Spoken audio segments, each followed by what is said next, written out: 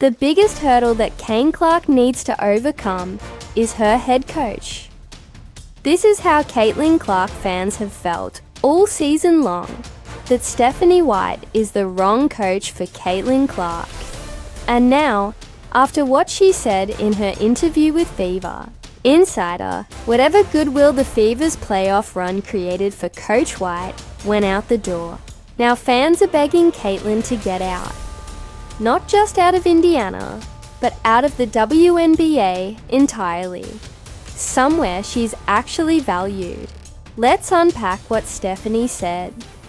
The real reason everyone's so pissed off, and what some people are missing. But first, a quick experiment. Do you think StephanieWhite is the right coach for Caitlin? Drop a Y in the comments if you think she is. Drop an N if she's not. So, yeah, I watched the whole StephanieWhite interview on Fever Insider. I listened to her talk about the team's resiliency, the playoff run, and even the book she's reading. And to be fair and balanced, she did speak favorably about Caitlin. She said she's mature beyond her years, called her Taylor Swift too. Zero, and that she loves her teammates, loves to compete, and compared her to LeBron and Tiger Woods, that she's elite at what she does. But that's not what people are talking about, because there were two comments later in the interview that really set fans off. The first came when Stephanie started complaining about social media, about how mean everyone is. You know, it's a great tool for a lot of different reasons. I just think it's become such a negative space. And it's just become a cesspool for negativity. And right now, I'm at a point where I don't need or want that in my life. Now, on the surface, this doesn't seem so bad, but it follows a long pattern of players and coaches complaining about social media. And let's be honest, those complaints almost always end up aimed at CaitlinClark's fans. Even though, let's be real, those fans are usually just pushing back against the most ridiculous gaslighting campaign in sports history. This idea that everything good that's happened to the WNBA over the last 2 years isn't because of Caitlin. It's because of the collective, and because of how ridiculous the media and players have been. The new fans, who are all CaitlinClark fans, have made it their duty to call it out, mainly by pointing out the reasons they didn't watch before CaitlinClark. That's where all the Maybounds memes came from. Normally fans wouldn't focus so much on a player's horrible shooting, but because the W and the media keep pushing Angel as a star responsible for the league's growth, and Angel has bought into that, the reason why we're watching women's basketball is not just because of one person, it's because of me too. And I want you to realize that fans have hyper-focused on her flaws. And because virtually all the new fans are CaitlinClark fans, they want to see her play as she did in Iowa. Free-flowing, fast-paced, logo threes, flair for the dramatic. They don't want to watch Steph White prison ball, and that's the conflict. It's kind of wild when you think about it. How could you take over a team with the league's generational star and then build a system that isn't centered around her and expect not to get blowback from fans? We're saying, let Caitlin do her thing. You wanted, you wait. You are forgetting. You knew the spotlight CaitlinClark had before you got here. You knew that before you got here. You signed up to be under the microscope and in the spotlight. That's part of the reason you came. That's part of the reason a lot of these players came, Natasha. Because y'all wanted to gain off of CaitlinClark's celebrity and clout. And y'all came over here so y'all can get clout. But you didn't like the other side of the coin, which was you there is going to be a level of scrutiny. You are going to be held accountable. If you want to go somewhere where nobody cares and nobody's watching and you can stink it up, go to the Atlanta Dream. Nobody will be talking about you. This is exactly right. Sure, Stephanie has every right to stay off social media, but the so-called negativity she's talking about isn't random hate. It's frustration. It's fans who are tired of watching her misuse CaitlinClark, playing her off the ball, limiting what makes her special. And there's ample evidence to support the idea that StephanieWhite doesn't want to build around Caitlin. She said in the past that she liked how the Mavericks played without Luka because it got the ball into more hands. Of course, Luka is a dynamic creator like Caitlin. She said she wasn't worried about Caitlin returning after her injury. She was more concerned about making sure she fits into the system. We have seen the interview where Caitlin said she was taken aside that magical night when she hit 3 long threes in a row and dropped 32 against the Liberty because she had a turnover. We have heard Caitlin say herself that she needs to have the ball more. I have shared all of these clips in my videos. Stephanie has a system she wants to play, and it seems completely at odds with CaitlinClark, and especially at odds with what fans want to see. But this soundbite is not where fans really lost it. It was when Stephanie started talking about Kelsey Mitchell, and basically insinuated that she's the #1 priority. And I guess with the off-season too. Amber mentioned in her exit interview that the #1 priority was to land Kelsey in free agency again. Just how important was she to your team this year? How important has she been to the Fever? Obviously, the 8 years she's been with the franchise. And how badly do you want to keep her around? I mean, yeah, she was the #1 priority a year ago, and she's the #1 priority this year. She's been so important, and, I said this last year. Kelsey deserves to go through this stage of her Indiana Fever career. She's been through sort of the worst of the worst, for lack of a better term, in the building. Growing pains with getting the organization back. You don't get back-to-back #1 picks unless you've been at the bottom for a while, right? And she showed up like a pro every day. Now, to be fair, when Stephanie's talking about priorities, she's referring to free agency. So, I'm not reading too much into that.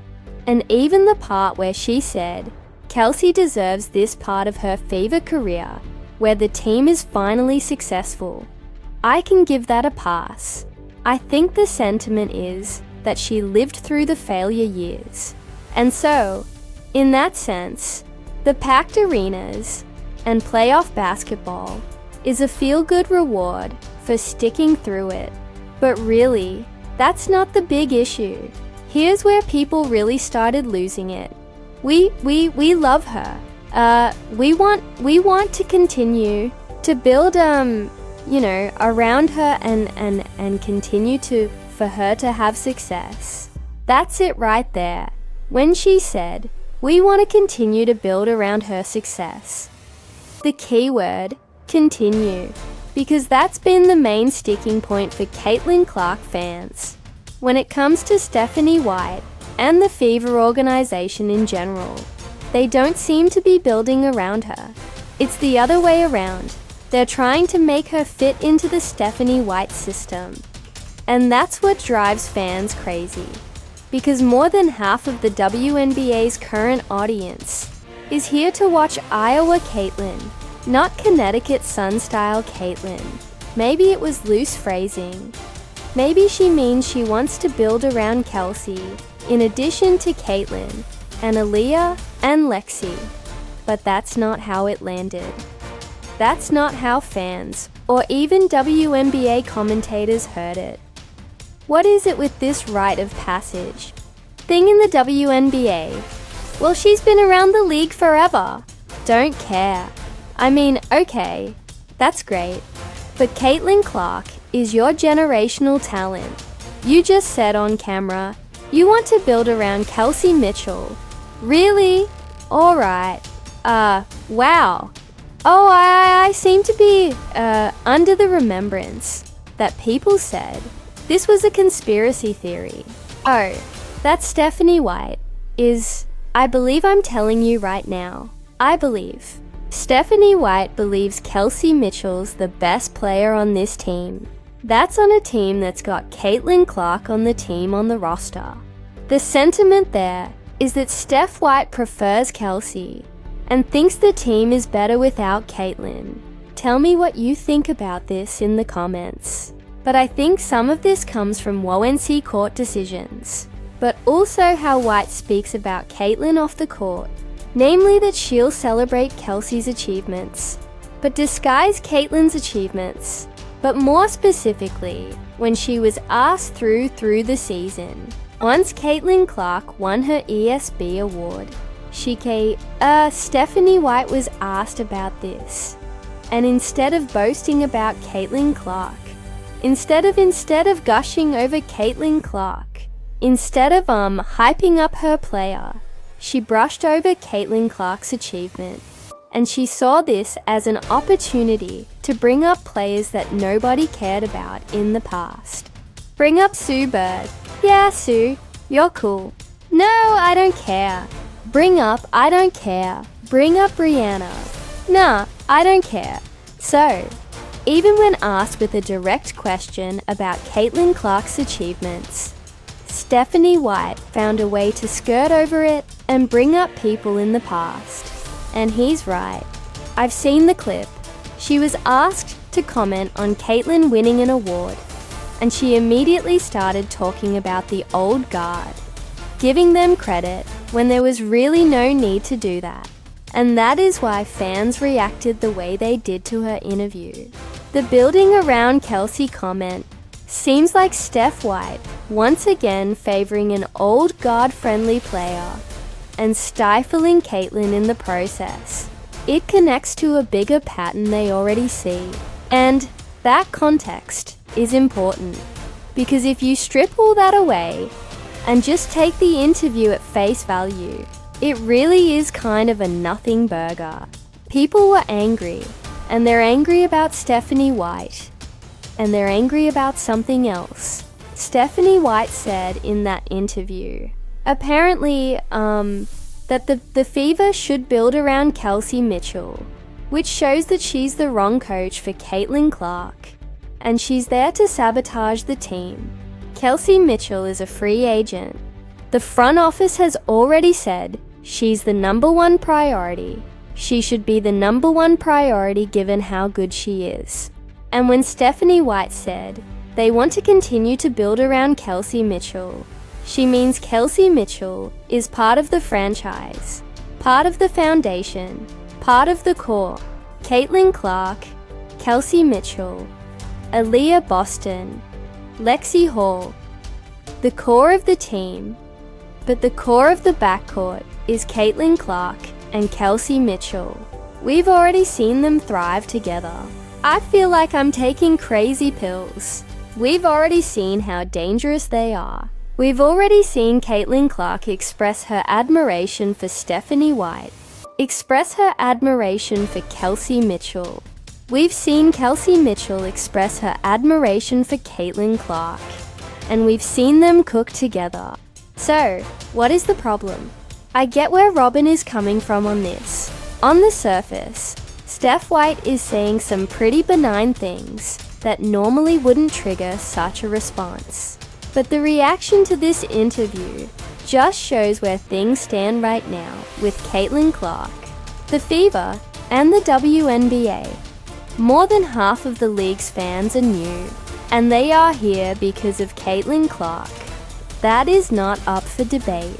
When she doesn't play, ratings drop by more than 50%, and when she returns, they bounce back to levels higher than the WNBA Finals for a regular season game.